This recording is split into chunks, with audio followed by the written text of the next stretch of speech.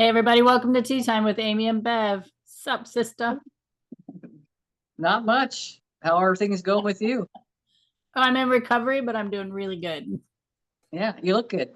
Yeah, thanks. You look all businessy. I know. I'm like, ooh, look at me today. That's right. The threads, the threads.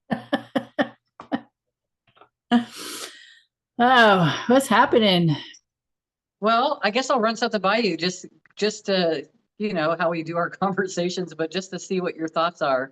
Okay. So at the office, I noticed the door that goes into where I do my work at was kind of catching. I don't know if you've been in there in a while. But seems like I have to kind of pull it open because it's kind of hanging at the top. And I noticed that the top three screws were stripped because I tried tightening them and it wasn't stripped. It was stripped. So I took one screw out from the middle, a shallow screw, and I went to go see in the office, see if I could find a longer screw. And while I'm unscrewing the other screw, the door falls off onto the ground and it's not usable anymore. So then Oh, we had to move a door. But it's like I look at things, and I think you do too. I look at things as what would be the messages, right? And I know when we're having this conversation, it really has a lot to do with our own interpretation. But I always like to get the thoughts of what someone else thinks of at that time. So initially the door was stuck, right? It didn't matter if I was inside that room or if I was outside the room, it'd get stuck. Clients would try to open up the door and they'd have to kind of push it open or whatever because it would get stuck. And then all of a sudden it just gave way, right? And now it's done. So on an energetic standpoint or on a spiritual guidance message kind of standpoint, how would you have interpreted that? wow. That was a good question. Being stuck and not walking through the doors that are there. Um, Maybe resisting the ability to walk through a door, Nice. or some doors just aren't meant to walk through.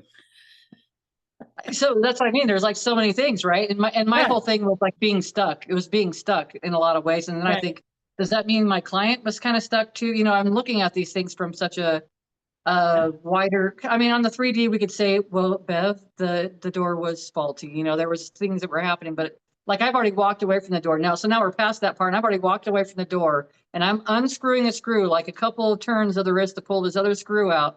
And in that meantime, that door just falls behind me, like makes a huge noise. And it's like, and it's funny because my first client says, "Oh, if I had tools right now, I'd fix this for you." My first client, and then and then the second clients, I had to have sheet hung up in the doorway because that's what it was. I had a family of three that came in, so but so it's like that kind of stuff, and it's and then it's like then my perception of it could be, but then I don't know if I'm getting trying to get emotions, attachment to an outcome involved in it. This is why it's good to talk to other people to kind of get an idea and then see when we have these conversations and the person that I'm the one that's looking for advice. So I look listen for that advice and I see how it shows up in my body and how do I resonate with it? How does it feel to me? But to me, it's like it was almost like letting me know I'm probably not going to be doing the same thing that I've been doing because it's an open door now. Yeah, I mean, it's not now. We've replaced the door, but with the view of it, with the door had fallen down, it was an open door. Like it came crashing down. Like, gosh, now when I'm talking to you about this, it's almost like no matter what I was doing to keep myself stuck, it doesn't matter now because the doors are freaking wide open. Yeah, and that's as you were talking, you asked me what it could mean, and those are things that it could mean. But what I Yeah, really want to know is what's going on in your life for the door to be stuck. and for What that, was I don't going know. on? So Exactly. Okay. And then for that, I don't know. And it's like even Freeman said, well, what were you thinking about in that moment when it fell? And I'm like, well, that I just need to fix the door. That was my only thought at that time. I was just wanting to get the door fixed before the next person came in.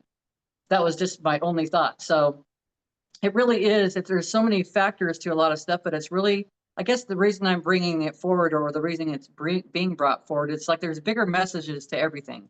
It's never just a, it's never just whatever it looks like on the surface typically, because everything's like, symbolic. There's a lot of things that have meaning behind it. And for me, that's the way I look at life. That's just the way that I am. I'm naturally pulled that way. It just feels like the right thing for me to do. Not saying that it is for everybody, but it's like being open for that interpretation and being open to listening to someone else and what they might think, how they perceived it. And even if it doesn't give you goosebumps when you're getting that conversation, this is for everybody that's listening. Even if it doesn't give you goosebumps for that conversation, if you feel like a resistance to something they said, or like that's not it, that's it. So it's like, it's just because it triggered you, right? It got a response out of you. So it's like, I just wanted to kind of, whatever reason, I don't know, spirit, I guess. But because I think it's usable for so many things that we do in life, and we just kind of, we can get caught up in these circumstances and, with situations with people and everything else. And the whole time when we're going through these processes, if we just stop and really kind of tune into ourselves, even when someone comes in and they're being an ass to you or they're being demanding, it's like really going with inside of self and really checking in with self and feeling, how does this feel? How's this showing up for me? Is this true? Like asking all the questions. How can I show up and do better? Or, whatever the question is that's coming to mind, but it's like, it just presents opportunities. Yeah, it goes along with a vehicle accident, let's say. If you're driving along and then all of a sudden you get hit, well, somebody hit me. Now it's their fault because you were in the right of way, whatever the case may be. But when you back it up a little bit, it's like, have you been like going through life and not being in the present moment? Have you been just driving through life, go, go, go, go, and not taking a moment to breathe and do some self-care? And maybe you don't like, you had your vehicle's always got problems and you're frustrated with it and now it's totaled. Like, there's so many scenarios that could happen just from an accident. So similar, I just want to put it on a bigger scale, because then when Yeah. you involve somebody else in the scenario, you want to blame them. Well, they hit me and it's their fault. And it's like, okay, I hear that. And insurance wise, okay, we're going to roll with that because you want to get your vehicle replaced. But let's go deeper with this in how is it that you were a vibrational match to be in that spot at that time, to be hit by that person, right? So I know my brain thinks that way too. Yeah, because we're the creators of our reality. We're creating everything that's in our experience right now is our creation. Everything is. Yeah. And we're just joining together in creating together. Now we're co-creators, right? So it's like it is. And it's like, I love how you brought that analogy. And it's even when you were talking about that, when my red truck had gotten Oh totaled, yeah. I was not in a place of appreciation. I had gotten a paint job. I wasn't happy with the paint job. It needed more and more work. And it's like, I wasn't listening to the messages. So if I would have stepped back and looked at it from a bigger picture, I'd recognize there's probably a lot more going on this vehicle that I should have just gotten rid of at the time and saved the money, honestly, if I was to look back at that. But I can tend to be a hard-headed kind of person sometimes. And that's the Yeah. thing. Yeah. And when we're in the mix of it, we don't sometimes let go of it. We have an attachment to an outcome. We have an attachment to whatever, and it wasn't going the way that I wanted to go.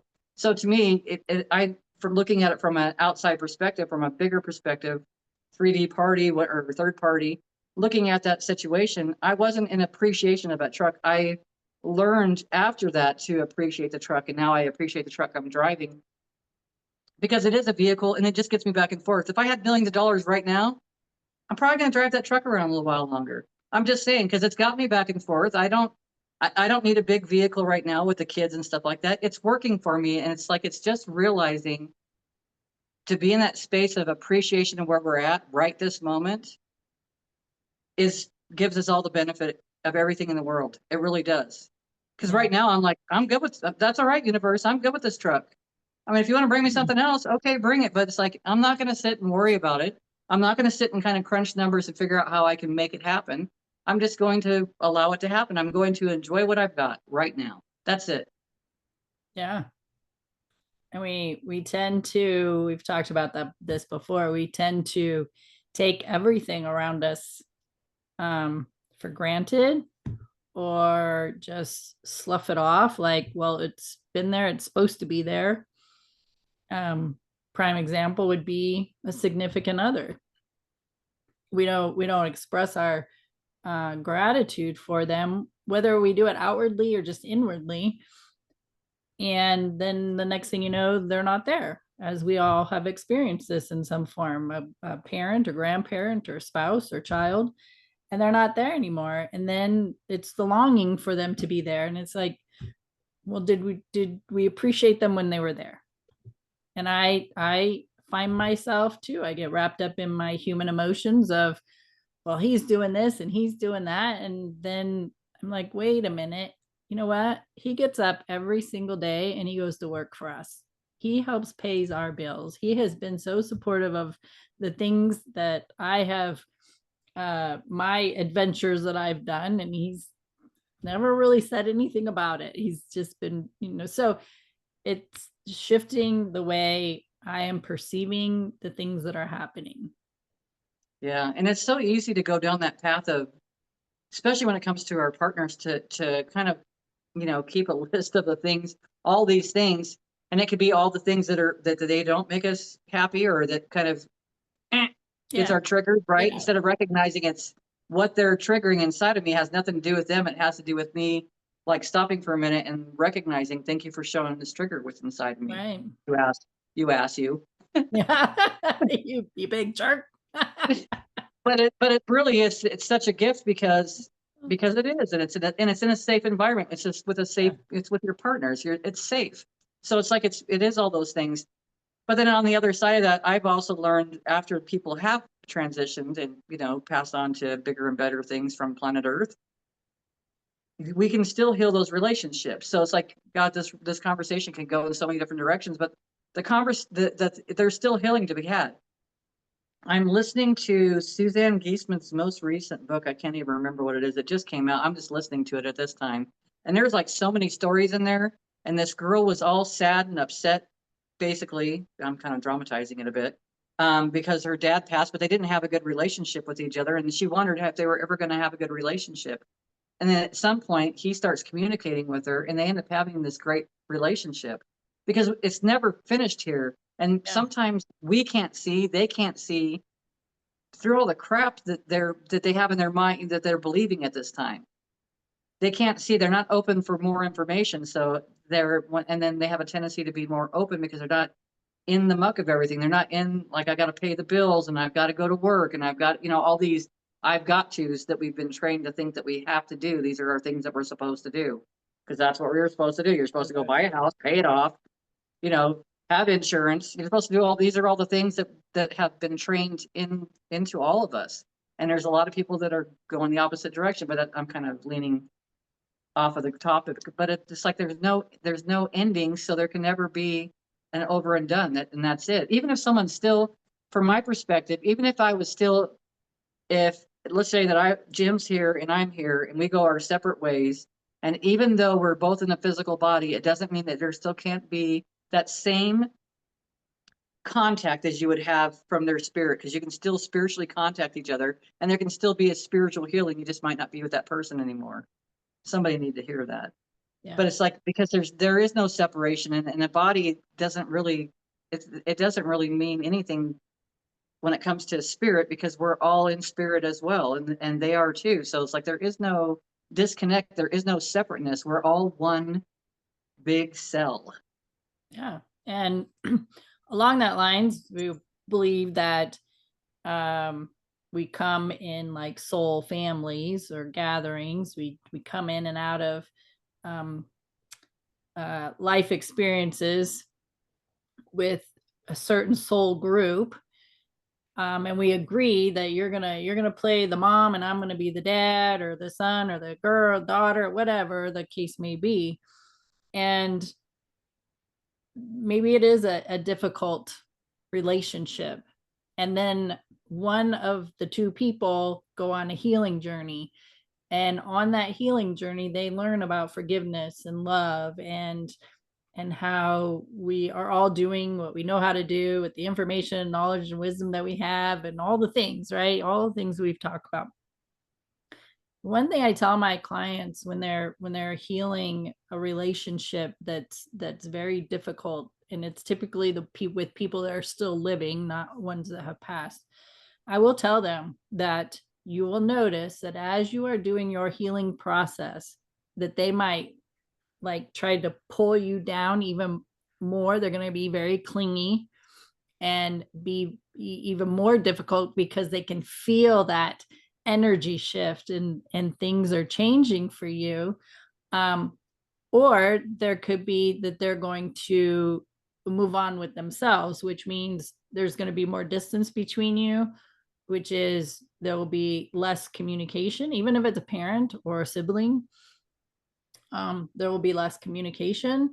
They're going to go on their own journey. They're going to go do something else away from you because you're no longer in that vibrational match. Or, which has happened many times, is the lessons have been learned. You're on a healing path. They've served their purpose and they exit the physical body. Like they transition. They're done. They did their part and they're like, okay, I did my part. I'm out. Yeah. So any and all of it, like we don't know, but it can be possible. Yeah, and it almost reminds me of going back to the whole door situation. There's multiple possibilities. Like the possibilities Yeah. are endless. And someone else that might watch this might say, "Oh, well, this is exactly what it meant," and it might, and they could say something in the comments, and it might resonate, and it might not. Right. So it's just like it's, or it might be some sort of a symbolism for themselves, right? So it is all of that. It's all those things, and it's like even on the other side of that, when we heal ourselves and we start doing this inside journey, we're healing everybody else too. We're even giving them permission to be like, I'm going to honor myself. I'm going to put up some boundaries for myself. Oh, she put up boundaries. He put up boundaries. Oh, okay, oh, maybe I should have boundaries. Like it's starting to recognize, what we can handle, because boundaries to me are in place for things that we and an individual itself cannot handle. So I have to put, if my dad was calling me a thousand times until I finally he gets me on the phone, I had to put boundaries up to be like, no, I'm not going to answer these phone calls all the time because I was always readily available for everybody else. And then it's recognizing that's not necessary, but I had to put up those boundaries for myself instead of, who cares? It didn't matter how many times that phone rang. I'll get to him when I get to it. And so that's where my boundary came into place until I didn't need the boundary anymore. I don't need the boundary anymore because it's like water off of a duck's back. It doesn't matter to me anymore. But I had to go through that to get to this point. I couldn't get there from where I was at that moment. So the boundaries came into place. Yeah. I feel like we've And talked about it's it's like playing double dutch rope tonight, I guys. know. Like, okay, jump. That's right. So hilarious. And those boundaries would be it comes around to, if you're doing something that I don't like, I haven't learned to maintain my energy yet. So I need to put up a boundary that says you can no longer do this because it's affecting me, or I no longer accept what you're doing because well, if it's not affecting me, they don't need the boundary. Exactly. So it's like you do you be who you're going to be, and peace out. Like I'm going to go do my thing because I don't need to hang around with you. It's an unhealthy relationship or whatever the case may be.